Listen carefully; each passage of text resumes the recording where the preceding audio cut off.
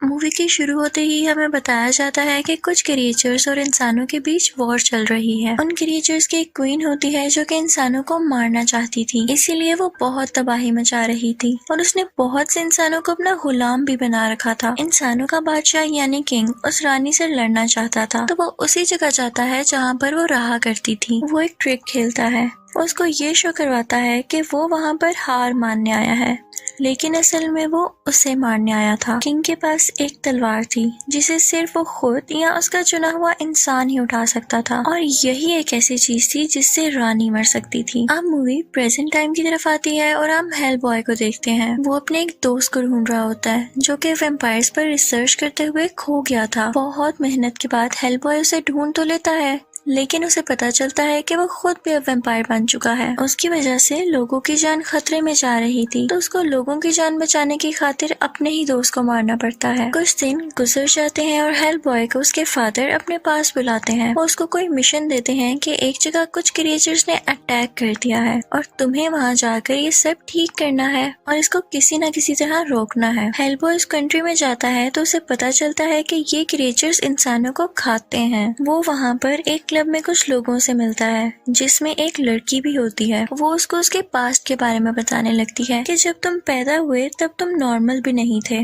और तुम्हारे बारे में कहा जाता था कि जब तुम बड़े होगे तो तुम बहुत बुरे बन जाओगे और दुनिया को खत्म कर दोगे। तो प्रोफेसर जिनको तुम अपना डैड कहते हो तुम्हें मारना चाहते थे, लेकिन उन्होंने खुद पर कंट्रोल करके दुनिया की बातों को इग्नोर किया और फिर उन्होंने तुम्हें अच्छे तरीके से बड़ा किया और तुम्हारा ख्याल रखा। ये सुनकर हेल बॉय काफी दुखी हो जाता है कि लोग उसे बुरा क्यों समझते थे। अगले सीन में हम देखते हैं कि जानवर की तरह दिखने वाला एक मॉन्स्टर कुछ लोगों को मारकर एक बॉक्स चुरा लेता है। उस बॉक्स में कुछ और नहीं बल्कि मॉन्स्टर्स की उसी रानी का सर था, और यहाँ हमें पता चलता है कि पास्ट में उस किंग ने उस रानी को मार दिया था और उसके टुकड़े कर दिए थे, और उसका सर देखकर यहाँ लग रहा था कि जैसे वो अभी भी जिंदा हो। अब हेल बॉय जिस क्लब में आया था वो सब लोग और हेल बॉय खुद एक जंगल में जाते हैं और ये दिखाया जाता है जैसे ये लोग उन्हीं आदमखोर क्रिएचर्स को मारने आए हों, लेकिन असल में क्लब वालों का प्लान हेल बॉय को यहाँ लाकर मारने का था। इनका लीडर हेल बॉय से कहता है कि हम कभी भी अपना मुल्क तुम्हारे हवाले नहीं करेंगे। वो ये कहकर हेल बॉय को बहुत मारते हैं जिसकी वजह से वो काफी जख्मी हो जाता है, और तभी वहाँ पर 3 खौफनाक क्रिएचर्स आ जाती हैं। वो उन सब क्लब मेंबर्स को मार देती हैं। इसी दौरान हेल बॉय भी उठ खड़ा होता है और उनसे पूरी ताकत से फाइट करने लगता है और इस फाइट में वो जीत जाता है, लेकिन क्योंकि वो खुद भी काफी जख्मी था तो वो वहाँ पर बेहोश हो जाता है। अब हमें बताया जाता है कि बेशक उस किंग ने उस रानी को पास्ट में मार दिया था, लेकिन अब उसका सर मिलने के बाद उस जानवर की तरह दिखने वाले मॉन्स्टर ने उसे पूरा का पूरा ठीक कर दिया था। हेल बॉय को जब होश आता है तो वो खुद को एक घर में पाता है। वहाँ पर एक लड़की भी होती है जिसका नाम एलिस था, और यही लड़की ही हेल बॉय को बेहोशी की हालत में अपने घर लेकर आई थी। उसके पेरेंट्स की डेथ हो चुकी थी, लेकिन इसके पास कुछ ऐसी एबिलिटीज थी जिससे ये सुपर नेचुरल चीजों से बात कर सकती थी। हेल बॉय भी एलिस को बचपन से जानता था। एलिस उसे बताती है कि पता नहीं क्यों ये सोल्स आपको मारने का कह रही हैं कि आप आगे जाकर दुनिया को नुकसान पहुंचा सकते हो। तभी हेल बॉय को उसके फादर बुलाते हैं और उससे कहते हैं कि कोई मॉन्स्टर उस रानी को जिंदा कर चुका है और तुम्हें उसको मजीद कुछ भी करने से रोकना होगा। लेकिन हेल बॉय वहाँ पर पास्ट की बातें लेकर बैठ जाता है और उनसे पूछता है कि जब आप जानते थे कि मैं बड़ा होकर दुनिया का खात्मा कर दूंगा तो आपने मुझे क्यों जिंदा रखा। इस पर प्रोफेसर उसे कहता है कि अभी जो तुमसे कहा गया है वो करो, इस पर बाद में बात करेंगे। वो उसे एक और आदमी से मिलवाता है जो कि मेजर था। वो उनसे कहता है कि उस रानी के जिस्म का एक हिस्सा अभी भी उन क्लब मेंबर्स की किसी जगह पर पड़ा हुआ है। ये सुनते ही हेल बॉय, एलिस और मेजर उस तरफ जाते हैं। वहाँ जाकर वो देखते हैं कि मॉन्स्टर्स ने सभी को मार दिया है, इवन उस लड़की को भी जिसने हेल बॉय को पास्ट के बारे में सब कुछ बताया था।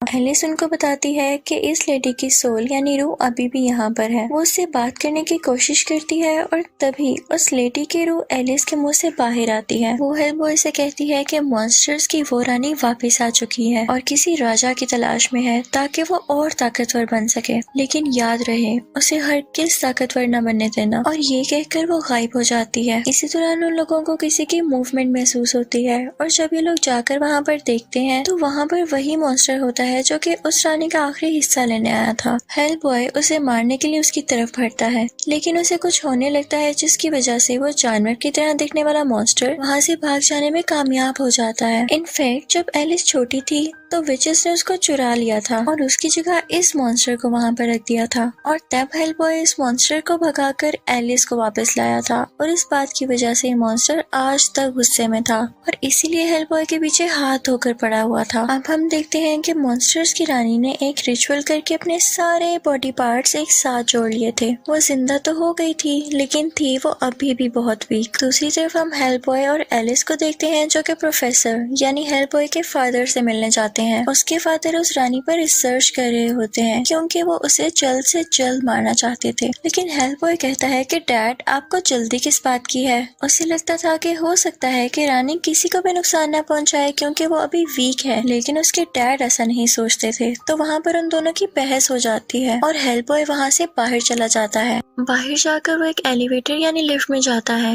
लेकिन वहाँ से वो कहीं और ही पहुँच जाता है। वहाँ पर उसको वो विच मिलती है जो मूवी की स्टार्टिंग में उस मॉन्स्टर को कह रही होती है कि उस रानी के सारे पार्ट्स इकट्ठे करो। हेलबॉय उससे उसी रानी के बारे में पूछता है तो वो विच कहती है कि मैं एक शर्ट पे तुम्हें उसका पता बताऊंगी कि इसके बदले में मुझे तुम्हारी आंख चाहिए। हेलबॉय कहता है कि चलो पहले बताओ तो कि वो है कहाँ पर। तो वो बताती है कि जिस जगह किंग ने उस रानी के टुकड़े किए थे तो उसका बहुत खून बह गया था और वहाँ पर एक दरख्त ने वो सारा का सारा खून एब्जॉर्ब कर लिया था। अब क्योंकि रानी वीक है तो वो सबसे पहले उसी जगह जाएगी ताकि उस दरख्त से वो वापस अपना खून ले सके और दोबारा से स्ट्रॉन्ग हो सके। अब हेल्पर यहाँ पर इस स्विच को चकमा देके बाहर आ जाता है और फिर ये तीनों यानी मेजर, एलिस और हेलबॉय उसी जगह की तरफ जाते हैं। अब ये सब लोग उस जगह के बहुत करीब होते हैं लेकिन उस जगह से थोड़ा दूर ही उतर जाते हैं। लेकिन वहाँ पर उस रानी की आर्मी यानी फौज पहले से थी, वो उन पर अटैक कर देती है। अब मेजर और एलिस उस फौज को रोकने लगते हैं और हेलबॉय उस रानी की तरफ जाता है ताकि वो उसे सारा खून एब्जॉर्ब करने से रोक सके। लेकिन यहाँ बहुत देर हो चुकी थी, रानी ऑलरेडी ही वो सारा खून एब्जॉर्ब कर चुकी थी।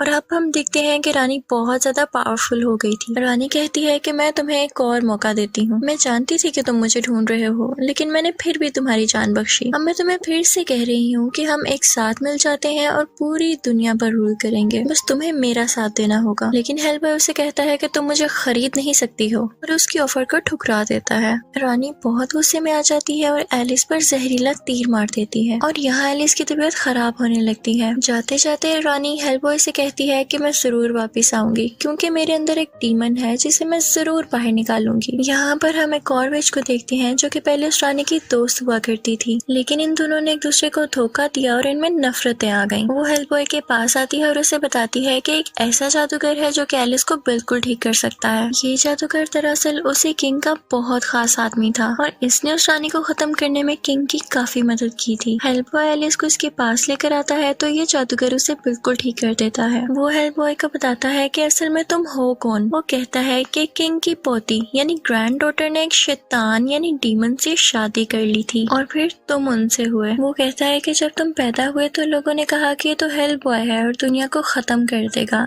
इसीलिए सब लोगों ने तुम्हें बुरा कहा। वो जादूगर उसे बताता है कि अगर तुम वाकई रानी को मारने के काबिल हुए तो तुम वो तलवार उठा लोगे जो कि किंग की थी और फिर वो अपने मैजिक से वही स्वर्ड वापस बुलाता है। हेलबॉय उस तलवार की तरफ बढ़ता है ताकि वो उसे उस पत्थर से निकाल कर उठा सके, लेकिन वहाँ बढ़ते हुए उसे कुछ विजन्स आने लगते हैं कि जैसे वो खुद पूरी दुनिया में तबाही कर रहा है, जिसकी वजह से वो काफी घबरा जाता है और उसे इस पर यकीन नहीं आता और इसी बात की वजह से उसे तलवार भी नहीं निकाली जाती। तो वो तलवार वहाँ से गायब हो जाती है। जादूगर हेलबॉय से कहता है कि अब मैं काफी बूढ़ा हो चुका हूँ और अब ये आखिरी बार था कि मैं अपने जादू से ये तलवार वापस ला सकता, और ये कहकर वो मर जाता है। और फिर हम देखते हैं कि वो रानी अपनी फौज के साथ पूरे मुल्क में बहुत तबाही मचा रही होती है। वो उस जगह पर अटैक करती है जहाँ हेलबॉय के फादर यानी प्रोफेसर रिसर्च कर रहे थे। मेजर को इस बारे में एक मैसेज रिसीव होता है और फिर वो तीनों वहाँ से इस मुल्क के लिए निकल पड़ते हैं। वो लोग जब वहाँ पर पहुँचते हैं तो वहाँ पर बहुत सारी डेड बॉडीज होती हैं जिन्हें देखकर हेलबॉय काफी परेशान हो जाता है। उसे लग रहा था कि रानी ने उसके डैड को भी मार दिया क्योंकि उसके डैड खुद जो रानी को मारना चाहते थे। लेकिन एलिस हेलबॉय से कहती है कि परेशान नहीं हो, तुम्हारे डैड अभी भी जिंदा हैं, क्योंकि अगर उन्हें कुछ हुआ होता या वो मर चुके होते तो आसपास उनकी सोल होती और मुझे उनकी आवाज भी आ रही होती। इन तीनों को खबर मिलती है कि वो रानी अब एक चर्च में है और फिर ये तीनों उस चर्च की तरफ बढ़ते हैं। वहाँ पर ये लोग देखते हैं कि वो जानवर की तरह दिखने वाला मॉन्स्टर ऑलरेडी वहाँ पर है और वो पता नहीं कैसे अब पहले से भी ज्यादा ताकतवर हो चुका था उनमें लड़ाई होने लगती है और वो मॉन्स्टर मेजर को बहुत बुरी तरह जख्मी कर देता है और हेलबॉय के पीछे भी पड़ जाता है। और फिर हम देखते हैं कि मॉन्स्टर के जख्मी करने की वजह से उस मेजर में काफी ज्यादा चेंजेस आने लगे थे। उसकी बॉडी में उसका जहर फैलता ही जा रहा था और वो बहुत अजीब फील करने लगा था। मेजर काफी अरसे से इस चीज का ख्याल रख रहा था कि अगर उसे कोई इन्फेक्ट कर दे तो वो उससे बच जाए। उससे बचने के लिए वो एंटीडोट भी ले रहा था, लेकिन आज वो ऐसा नहीं कर पाता और वो पूरी तरह से इन्फेक्टेड हो जाता है। तो इस वजह से आज वो एक बहुत ही बड़े वेयरवुल्फ में चेंज हो जाता है। अब वो और हेलबॉय मिलके दोनों उस मॉन्स्टर का मुकाबला करने लगते हैं। उन तीनों में बहुत लड़ाई होती है और जानवर की तरह दिखने वाला वो मॉन्स्टर हेलबॉय को मारने ही वाला होता है कि रानी उसे पीछे से रोक लेती है। रानी उस मॉन्स्टर को ही मार देती है और हेलबॉय को दूर जाके फेंकती है। वो जगह उसी किंग का कमरा था और वहाँ पर वो स्वर्ड भी होती है। रानी उसे कहती है कि ये तलवार निकाल लो और यहाँ पर हमें पता चलता है कि हेलबॉय अगर वो तलवार निकाल लेता है तो वो वाकई में बहुत पावरफुल हो जाएगा और हो सकता है कि वो पूरी दुनिया को तबाह भी कर दे। रानी को इस बात का पता था, इसीलिए वो उसे फोर्स करती है कि तुम तलवार निकालो और फिर हम दोनों इस दुनिया पर रूल करेंगे। लेकिन हेलबॉय यहाँ पर भी मना कर देता है। रानी यहाँ पर एक साजिश चलती है और हेलबॉय के फादर यानी प्रोफेसर को वहाँ पर लेकर आती है। हेलबॉय के ना मारने पर वो उन्हें उसकी आंखों के सामने मार देती है। हेलबॉय को यहाँ पर बहुत गुस्सा आता है और वो रानी को मारना चाहता था किसी भी तरह। वो गुस्से से वो स्वर्ड बाहर निकालता है और अब वो यहाँ पर बहुत पावरफुल हो गया था। उसके सर पर जो निशान थे अब वो बड़े बड़े सींगों में बदल गए थे। उसकी तलवार पर आग लग जाती है और वो बहुत ज्यादा ताकतवर हो जाता है और अब वो वैसा ही दिख रहा था जैसा वो खुद को अपने विजन्स में देखा करता था। जब हेलबॉय अपनी पावर्स में आता है तो ऊपर से हेल का दरवाजा भी खुल जाता है और हेल यानी जहन्नुम में जितने भी क्रिएचर्स थे वो सारे के सारे जमीन पर आ जाते हैं और तबाही मचाने लगते हैं। जब रानी ये देखती है कि हेलबॉय कितना पावरफुल हो चुका है तो वो कहती है कि मैं इसी को अपना राजा बनाऊंगी, क्योंकि हम जानते हैं कि उसका पर्पस दुनिया पर राज ही तो करना था। हेलबॉय का माइंड भी यहाँ उसके कंट्रोल में नहीं था क्योंकि उस पर बुराई हावी हुई थी। लेकिन तभी एलिस उसके फादर यानी प्रोफेसर की सोल को वहाँ पर ले आती है और उसका फादर उसे पीछे से आवाज देता है। वो उसे कहता है कि बेटा ये तुम्हारे बस में है, अगर आज तुम चाहो तो दुनिया को बचा भी सकते हो और उसको तबाह भी कर सकते हो। अपने फादर की आवाज सुनकर हेलबॉय कुछ सोच में पड़ जाता है और फिर एक जोरदार चीख के साथ वो जहन्नुम का दरवाजा खोल देता है और उस रानी का सर भी काट देता है। और बाकी सब क्रिएचर्स भी जो हेल से आए थे रानी के साथ हेल में ही रह जाते हैं और हेलबॉय फिर हेल का दरवाजा बंद कर देता है। और यहाँ पर मूवी की हैप्पी एंडिंग हो जाती है क्योंकि हेलबॉय ने दुनिया को तबाह करने के बजाय दुनिया को बचा लिया था और इसी के साथ मूवी भी एंड हो जाती है।